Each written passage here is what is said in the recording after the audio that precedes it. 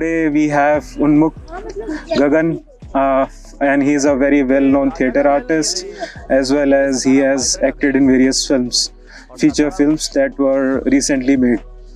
तो उन्मुक्त, आपसे मिलके पहली बात तो बहुत अच्छा लगा। मुझे भी आपसे मिलके बहुत अच्छा लगा। तो क्या बताना चाहेंगे, कैसे शुरुआत करें? मतलब एक यात्रा जो होती है किसी भी कलाकार की, तो एक अपने आप में बहुत एक अलग होती है। और मुझे लगता है कि ना, जो भी यात्रा होती है वो एक सपने से शुरू होती है। आपको कहीं ना कहीं लग रहा होता है कि आपको ये नहीं करना है, ये करना है। तो वो बचपन से कुछ ऐसा था कि मैं स्कूल जाता था तो भी ऐसा कुछ लगता था कि यार कुछ अलग करना है, कुछ ये सब नहीं करना है। पता नहीं क्या चल रहा है, ये क्यों पढ़ाते हैं इतना स्कूल में। बचपन से ही डिसाइड कर लिया कि मुझे एक्टिंग में जाना है? डिसाइड तो नहीं हुआ था एक्चुअली। 1997 में 1997 को एक फिल्म आई थी लाल बादशाह। ओके। तो उसका एक सीन था जो अमिताभ बच्चन हमारे घर के पास में अनाज मंडी है चांदपोल में। राइट। तो वो वहां आए थे। ओके। मेरे पिताजी एटलस की साइकिल पे मुझे आगे बैठा करके वो आपको वहां लेकर गए? वो हाँ, घी वगैरह लेने जाते थे हम वहां पे। तो उस दिन देखा तो सब जगह भीड़ थी। बोले ऐसा क्या हो गया इधर। अब अमिताभ बच्चन साहब के तो हर आदमी फैन था उस वक्त। तो पिताजी ने बोला कि वहाँ फिल्म की शूटिंग चल रही है। फिल्म का नाम आया लाल बादशाह। तो पिताजी ने मुझे पहली बार गोदी में बैठा करके फिल्म दिखाई लाल बादशाह। तो वो कहीं ना कहीं पीछे कुछ चल रहा था कि एक आदमी के लिए इतनी भीड़ है, एक मतलब किस तरह का काम है कि लोग उनको देखना चाह रहे हैं, उनको पसंद करते हैं इतना। तो कहीं ना कहीं वो एक बीज जो है, एक सीड जो है वो जा चुका था। एक करियर के रिगार्डिंग जो एक इंसेप्शन होता है, हाँ। एक कि मुझे इसी डायरेक्शन में जाना है, एक राह मिलना। कहीं ना कहीं आपको एक ग्लिम्स मिल गई थी कि फ्यूचर में आप कहाँ जाने वाले हैं ना? हाँ, मतलब एक अनकॉन्शियसली तो कुछ था, बट मैं किसी से शेयर नहीं कर पा रहा था क्योंकि मेरी सिस्टर्स भी नहीं है कि भाई होता है ना कि भाई बहन के बीच में कुछ एक बात बॉन्ड होती है, शेयर करते हैं। तो वो भी नहीं था। ओके। मैं घर में सबसे छोटा हूँ। दोनों जो बड़े भैया है तो उनके साथ भी ऐसा नहीं था कि आप हर बात शेयर कर सकते हो। तो शुरुआत कहीं ना कहीं चल रही थी अंदर की। तो मेरे घर से पास में रविंद्र मंच पड़ता है। तो मैं जब 9th 10th क्लास में था तो मैं मंच गया। मैंने बोला कि यार यहाँ कुछ रिहर्सल कुछ होती है कुछ। तो मुझे ऐसा लगा कि सब अपने अपने काम में व्यस्त है। तो मैं वहां से बाहर आया, मुझे लगा कि यार करना तो ऐसा ही कुछ है। फिर 1 साल बाद जब मैं 11th में था, फिर मुझे वापस से वो जिज्ञासा जगी कि यार कुछ तो गड़बड़ चल रहा है लाइफ के अंदर। इस बीच मैंने जो ये मूर्ति पेंटिंग वाला जो काम है वो मैंने पकड़ लिया था। मैं एक गुरु है हमारे, मैं उनके पास जाता था स्कूल से फ्री होकर के शाम में 3-4 बजे के पास। तो 2-3 घंटे जाना भी बहुत होता था।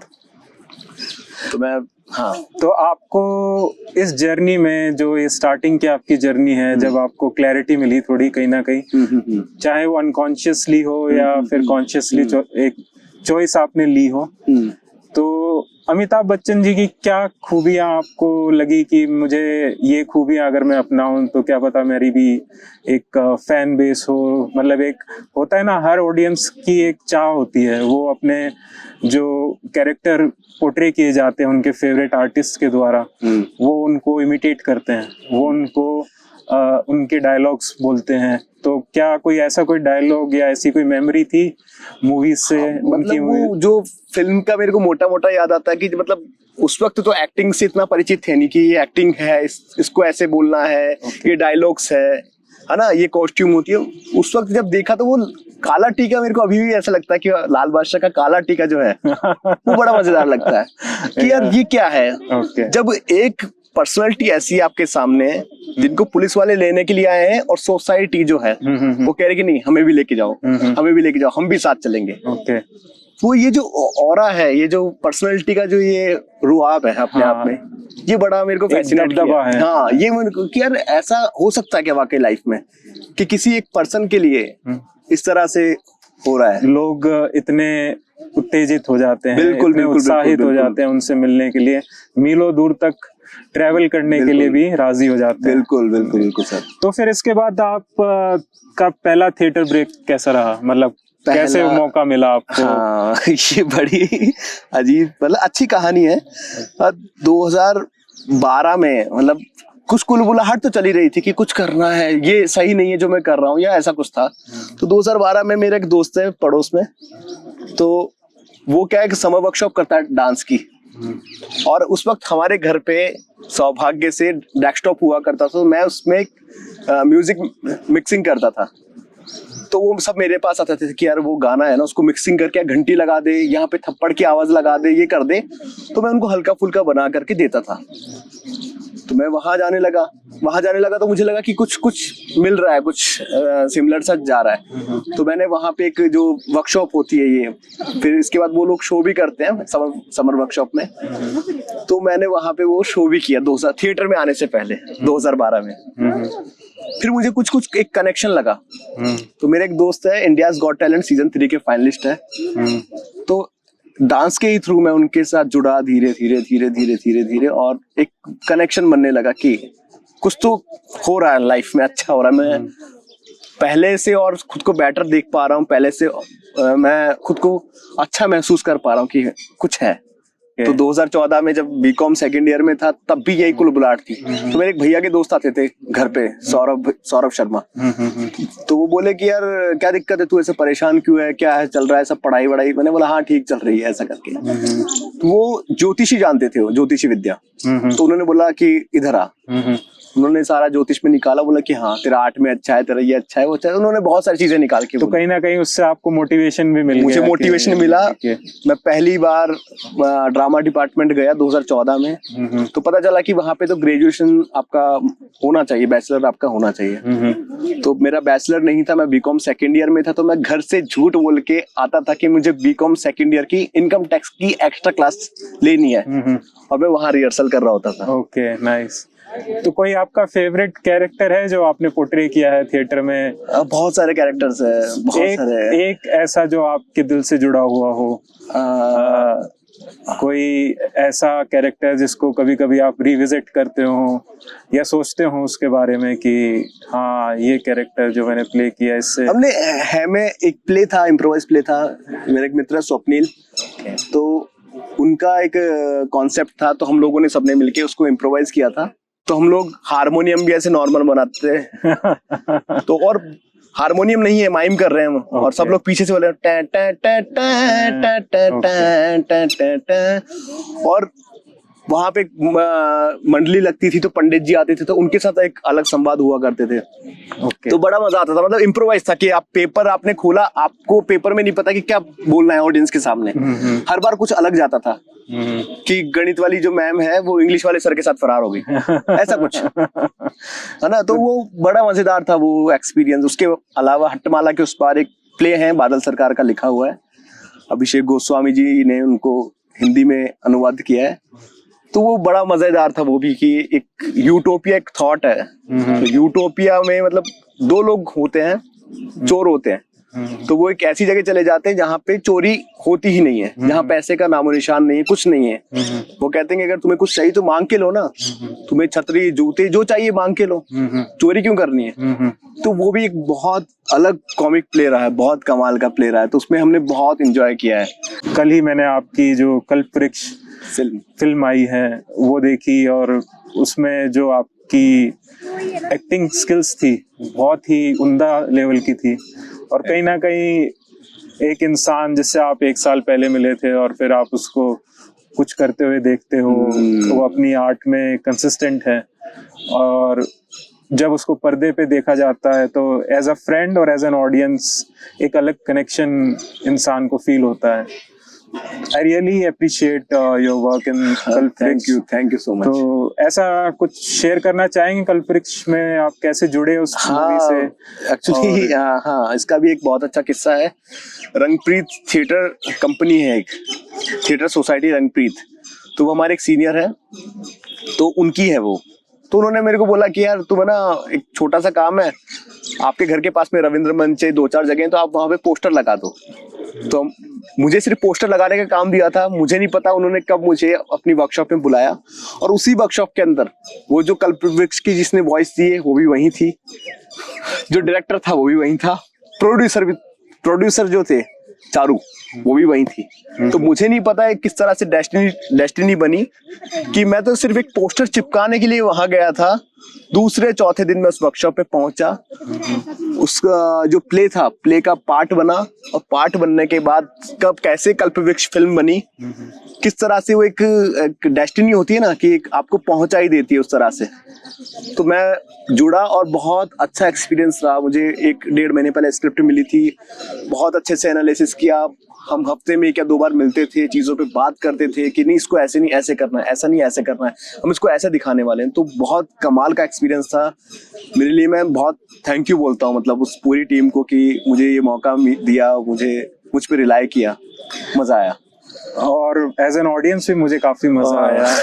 तो गगन यार, ये तो हमारी नॉर्मल बातें हो गई, थोड़ी हंसी मजाक वाली हो गई, कहीं ना कहीं आपके आर्ट से रिलेटेड हो गई। लेकिन मेरा कहीं ना कहीं ये मानना है कि जो ऑडियंस है, they like to take pleasure on the pain of the artist. I always believe in this quote and in somewhat extent it is true. मतलब मुझे लगता है कि इसमें कहीं ना कहीं सच्चाई भी है। अब वो पेन कहाँ है? वो पेन उस आर्टिस्ट की स्ट्रगल में है, जब वो मॉनेटरीली और टाइम से रिलेटेड हो या फिर फैमिली ऑब्लिगेशंस हो, उन सब की परवाह करे बिना वो अपनी राह चुन लेता है, कांटों से भरी राह चुन लेता है। तब जब तक वो एक माध्यम के जरिए एक कंसिस्टेंट आउटपुट निकलने वाले सोर्स तक ना पहुंच जाए जहां उसकी स्टेबिलिटी को हम देख सकें, तो उस जर्नी तक को लोग कई बार इग्नोर कर देते हैं। तो मैं ये जानना चाहता हूँ कि ये स्ट्रगल का जो फेज होता है, ये इससे क्या नेगेटिव इम्पैक्ट एक आर्टिस्ट के ऊपर आ सकता है, और आपने क्या क्या एंड्योर किया है अभी तक, क्या आपकी सफरिंग रही है, और कहाँ आप अपने आप को देखना चाहेंगे? एक साथ काफी सारे क्वेश्चंस हो गए। नहीं, लेकिन बहुत सारी चीजें रिलेटेबल है, तो मैं भी देता हूँ उसका जवाब। मतलब जितना आपका बड़ा सफर होगा ना, जैसे मैंने एक उदाहरण दिया था बहुत पहले कि आपको दिल्ली जाना है, आपको पता है आपको दिल्ली जाना है, या तो आप रैंडम किसी बस में बैठ जाओ और आपका जो साथ वाला जो रहेगा वो कोई भी हो सकता है, तो आपको उसको 4 घंटे 6 घंटे झेलना ही पड़ेगा। और क्या होता है कि आप चूज करके जाओ कि मुझे दिल्ली जाना है, इस बंदे के साथ जाना है, टाइम उतना ही लगेगा सफर में, मतलब जो होता है ना ब्रेकर उतने ही आएंगे, सब कुछ होगा। लेकिन अगर आपने किसी और पे विश्वास कर लिया कि हम साथ चल रहे हैं, मतलब हम एक दूसरे के साथ हैं, तो मुझे लगता है कि कहीं ना कहीं जितना बड़ा आपका सफर होता है ना, तो वहां पे आपको कोई एक पर्सन चाहिए होता है इमोशनली सपोर्ट के लिए। मतलब क्रिएटिव फील्ड ठीक है, बट अगर आप बहुत यूपीएससी की तैयारी कर रहे हो या आप और भी कोई बड़ा आपने गोल चुना है, तो अब मुझे लगता है कि कहीं ना कहीं आप अपनी बात को कह सको, आपके पास ऐसे 2-3 बंदे होने चाहिए, फैमिली में होने चाहिए, आपके पास आपकी कोई अच्छी दोस्त होनी चाहिए, आपकी कोई सिस्टर होनी चाहिए जो आपकी बात सुने समझे, जो आपको वैलिडेशन दे। बिल्कुल बिल्कुल बिल्कुल। जैसे मुझे कोई बात अपनी कहनी है, तो मैं कुलबुलाहट के लिए वो बात को खत्म ना कर दूं। तो मुझे लगता है कि बहुत जरूरी है कि इमोशनल सपोर्ट होना किसी का। तो मुझे मेरी फैमिली से, मेरे परिवार से, मेरे पेरेंट्स से बहुत सपोर्ट मिला है। वो मुझे नहीं पूछते हैं कि तू क्या कर रहा है, क्यों कर रहा है, तू हमें इतना पैसा क्यों देगा, नहीं देगा, कुछ नहीं बोलते हैं वो। आपको जाना है आप जाओ। उनको वो नहीं करते हैं उस तरह से कि रात को 10 बजे पहले आ जाओ। और मतलब उनको नहीं है कि क्या है इसमें ड्रामा में, क्या वो पूछते हैं, वरीड करते हैं, बट उनका ऐसा नहीं है कि आपको रोक रहे हैं वो। तो मैं जो भी हूँ मेरी फैमिली की वजह से हूँ मैं। उन्होंने कभी मुझे रोक टोक नहीं की कि इस तरह से मत करो, ऐसे मत चलो। हाँ, वरीड होता है, बट दैट्स फाइन। तो उन्मुक्त, मुझे बताओ, अब आप थिएटर से जुड़े हुए हो, आप फिल्म्स में भी आपने वेंचर शुरू कर दिया है, आप एक अच्छे आर्टिस्ट तो हैं ही, पर अब वर्कशॉप्स भी आप प्लान कर रहे हैं आगे। हाँ, सोचा है, मतलब वो होगा, चीजें प्लान कर रहे होगा वो। तो उससे पहले मैं ये जानना चाहूंगा कि आप क्या सलाह देंगे आने वाले आर्टिस्ट को, यंग आर्टिस्ट को, जो आपकी तरह थिएटर से जुड़ना चाहते हैं? क्या उनको प्रॉब्लम्स फेस करनी पड़ेंगी, कैसे अपने आप को मेंटली प्रिपेयर्ड रख सकते हैं, और जिससे उनकी जो ये स्ट्रगल है कहीं ना कहीं हम इस इंटरव्यू के माध्यम से, इस पॉडकास्ट के माध्यम से उस स्ट्रगल कम कर सकें? और आपका लास्ट में क्या एक उद्देश्य ऑडियंस को होगा कि वो कैसे सपोर्ट कर सके? फिर से बहुत सारे क्वेश्चंस मैं तो बिल्कुल मैं ये कहना चाहता हूँ कि मतलब जो नए आर्टिस्ट है ना, देखो क्या हो रहा है, मैंने जो अभी एनालिसिस किया है, मुझे जो लगा मोटा मोटा आसपास, वो लगा कि राइटर्स जो है ना हमारे यहाँ वो खत्म हो रहे हैं। राइटर कैसे बनता है कोई आदमी? या तो पढ़ेगा या लाइफ का एक्सपीरियंस लेगा। अब हमने पढ़ाई लिखाई बंद कर दी है, हमें सब कुछ जो मटेरियल मिल रहा है वो मिल रहा है गूगल से या जो भी, मतलब मैं स्पेसिफिकली वर्चुअली मिल रहा है। हाँ। तो हमने पढ़ना बंद कर दिया है। हमने पढ़ना बंद कर दिया, इसका मतलब है कि हम लिख भी नहीं सकते। मुझे ऐसा लगता है पर्सनली कि अगर मैंने पढ़ना बंद कर दिया तो मैं शायद नहीं लिख सकता हूँ। अगर मैं 70 पेज की किताब पढ़ रहा हूँ और मुझे कोई बोले कि इसमें 1 पेज बना के लिखना है, तो शायद मेरी वो जो व्याकरण है, जो चीजें हैं, मेरी समझ है, वो शायद कम हो जाएगी।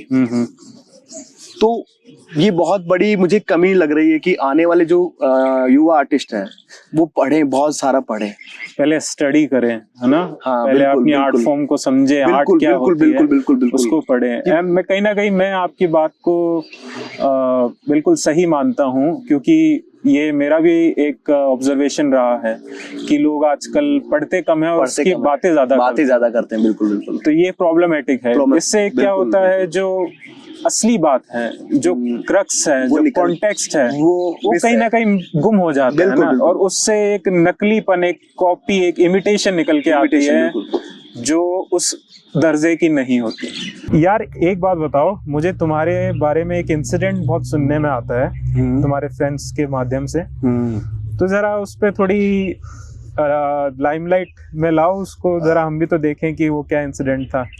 वो बड़ा मतलब वो अभी फनी लगता है वो, बट वो ये ऐसा था कि 8th क्लास हमने दी, हम कैसे तैसे करके उसमें पास हुए, और 9th क्लास जब आई तो 9th में पिताजी जो थे, तो उनको मतलब मूर्ति का काम करते हैं, तो उनको सांस की दिक्कत अभी भी है, तो उस वक्त ज़्यादा थी। तो डॉक्टर ने बोला कि आप काम वाम मत करो, थोड़ा बेड रेस्ट करो। तो मैं स्कूल गया, स्कूल में मेरे को निकाल दिया, जबकि उनको पता था कि इनके पिताजी अभी बेड रेस्ट पे हैं, 6 महीना है, ऐसा वैसा। उन्होंने मुझे निकाल दिया। मैं घर आया, घर आके मैंने बोला कल से स्कूल नहीं जाऊंगा। उन्होंने बोला क्यों, क्या हुआ? बोले कि नहीं, मुझे ऐसा ऐसा करके सबके सामने मुझे निकाल दिया। बोला अच्छा ऐसी बात है? बोले हम बात करेंगे। जैसे ही सर के पास गए, बोले हम तो सबको कहते हैं, इसको भी कह दिया, इसमें क्या अजीब है? और ठीक है। तो मुझे अजीब लगा, बहुत अजीब लगा। मैंने बोला कि यार समझ नहीं आ रहा है मुझे अभी तक की लाइफ की चल क्या रहा है, पैसा दे रहे हो और अब इस तरह से, मतलब पैसे पे टिकी है आपकी लाइफ, मतलब बड़ा अजीब सा लग रहा था, बहुत वैसा। तो मैंने डिसाइड किया कि मुझे जाना ही नहीं है उस स्कूल में। तो मैं स्कूल गया ही नहीं, मैंने 9th दी नहीं, मैंने 9th मैंने पढ़ी नहीं। फिर दिन अगले साल मतलब 9th में मैं अपने ननिहाल चला गया था। ननिहाल चला गया, घर से फोन आ रहा कि तेरे स्कूल वाले आए हुए हैं, इधर कह रहे हैं कि इसका 1 साल खराब हो जाएगा, आ जाओ सब। मैंने बोला नहीं आना है, आना ही नहीं है। मतलब मैं बड़ा जिद्दी किस्म का इंसान था, अभी थोड़ा कम हूँ। फिर अगले साल मैं वापस जयपुर आया, मैंने बोला मुझे पढ़ना है। पापा ने बोला तो क्या, जब पढ़ना है तो पढ़। तो मैं 10th क्लास मैंने फॉर्म भरा, बट 9th दी नहीं थी। तो फिर आधे में से मुझे फिर निकाल दिया, क्योंकि 9th की मार्कशीट मांगते हैं आपका, जब आप अजमेर बोर्ड भरते हो या बोर्ड का पेपर भरते हो तो 9th का मार्कशीट मांगते हैं। तो 9th मैंने दी नहीं थी, फिर मुझे निकाल दिया स्कूल से। फिर मैं देख रहा हूँ कि समझ नहीं आ रहा है चल क्या रहा है लाइफ में यार, ये अलग ही तरह का हो रहा है। मैं ठीक है, अगले साल फिर मैंने, सुनो सर, अगले साल फिर मैंने पेपर दिया। मैंने बोला प्राइवेट दूंगा, 9th की मार्कशीट नहीं है मेरे पास, मैं प्राइवेट दूंगा। प्राइवेट में फेल हो गया। फिर वो मुझे एक मोमेंट याद आता है जब मेरे पिताजी ने बोला कि, बोले गगन कोई बात नहीं, फेल ही तो हुआ है, आगे बहुत है यार, लाइफ बहुत खूबसूरत लाइफ है, फेल होने का मतलब ये नहीं कि खत्म हो गया सब कुछ, आगे चलो। मेरे पिताजी ने वो बोला। अक्सर ये हुआ करता था कि मेरे साथ वाले जो दोस्त जब फेल हो जाते थे तो उनको पीटा जाता था बहुत बुरी तरह से, लेकिन मेरे पिताजी ने बहुत अच्छे से बोला कि नहीं कोई बात नहीं, कर लेगा तू, मुझे पता है तू कर लेगा। वो जो विश्वास है, वो विश्वास मुझे आज यहाँ तक खींच के लाया है। तो मैंने 9th नहीं पढ़ी है और आज मैं स्कूल में पढ़ा रहा हूँ एज एन ड्रामा टीचर, और मतलब बड़ा मज़ेदार है मेरे लिए प्रोसेस, मतलब बहुत अच्छा प्रोसेस है, कमाल का है, मतलब बहुत वेरिएशन है लाइफ के अंदर, बहुत ज़्यादा वेरिएशन है। तो मज़ा आ रहा है, इसी तरह का होना चाहिए लाइफ भी, बट मजा है। तो मतलब फेल होने के बाद भी आप एक राह आपको मिल गई और उस फेलियर ने भी कहीं ना कहीं आपको सक्सेस तक पहुंचा दिया। जिस दिन वो रिजल्ट, मतलब मैं कभी फेल नहीं हुआ था उस तरह से, लेकिन मैंने देखा रिजल्ट प्राइवेट का था तो मेरे बहुत कम नंबर थे और मैं पढ़ाई करता था, लेकिन वो कोई मतलब की नहीं थी, कोई गाइडेंस उस तरह से नहीं था। तो देखा तो मैं उस दिन बहुत रोया रात को कि यार क्या चल रहा है लाइफ के अंदर। 3 साल मेरा इसी में चला गया। 9th में पहले उसने निकाला, फिर 10th दिया दोबारा से तो उन्होंने निकाल दिया, 10th में फिर फेल हो गया, कैसे। और मेरे जो दोस्त लोग थे जो B Com second year first year में जा चुके थे, मैं 10th का पेपर दे रहा हूँ तो वो मुझ पे हंसते थे कि कुछ नहीं होगा तेरा, इस तरह से। मुझे और वहां से ऐसे लगता था कि यार कुछ नहीं होगा। तो मैंने उनकी जो दोस्तों की सोसाइटी थी वो छोड़ दी थी कि यार मैं किन दोस्तों को पकड़ के चला हूं जो मुझे पकड़ने की जगह मुझे सिर्फ मतलब इग्नोर कर रहे हैं, उपेक्षा कर रहे हैं कि नहीं होगा तेरा, कुछ भी नहीं होगा, तू क्या करेगा तेरी लाइफ में, तो पढ़ाई छोड़ के बैठा है। ये जो सिलसिला रहा, अब देख करके मुझे बड़ा हंसी आती है, मजा आता है, मतलब यार जो है सब बढ़िया है। Thanks for sharing your personal incident with us. आप सोच कर देखो ना सर कि आप जा रहे हो स्कूल साइकिल से 10th में और वो जा रहे हैं एक्टिवा लेकर के या स्कूटी लेकर के कॉलेज। तो वो 2 साल का जो डिफरेंस था, 3 साल का डिफरेंस था, तो वो मुझे भी कई बार अजीब लगता था, बट मैं कंटिन्यू करता गया, कैरी करता गया और करता गया। और अभी तो बहुत सारा काम है, बहुत सारा काम करना है।